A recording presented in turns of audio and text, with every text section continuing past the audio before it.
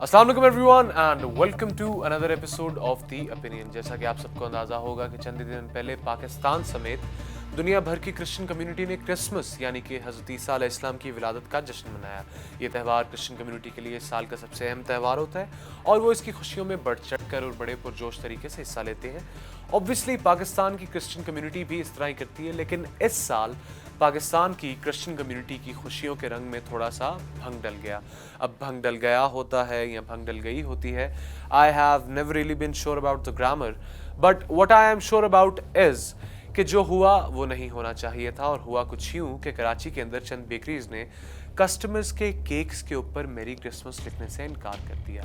इस पे ट्विटर के ऊपर बहुत बड़ी डिबेट शुरू हुई। कुछ लोगों ने कहा कि हम इन बेकरीज का मुकम्मल ताहयात बाइकआउट करेंगे और जो हुआ वो नहीं होना चाहिए था। और कुछ लोगों का मानना ये था कि आपने केक के ऊपर मेरी क्रिसमस लिखना है या नहीं लिखना, ये बेकरी की और बेकरी मालिकान की अपनी पर्सनल कॉल है।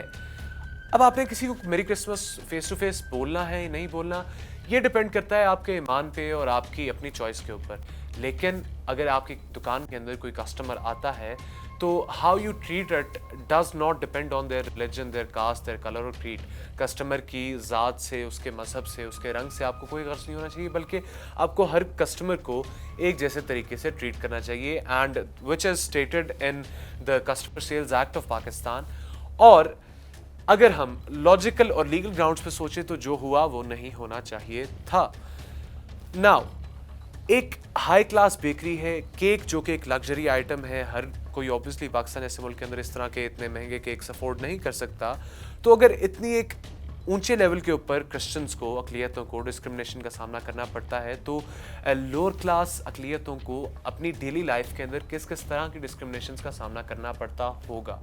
और now coming towards the end of the video, मैं आपसे ये सवाल पूछूंगा कि डू यू थिंक कि कराची के अंदर जो इस तरह के वाकयात हुए वो होने चाहिए थे या नहीं होने चाहिए थे? क्या ये बेकरीज की अपनी कॉल थी या फिर this was very unjustified? What is your opinion on the matter? Let us know in the comments. Thank you very much.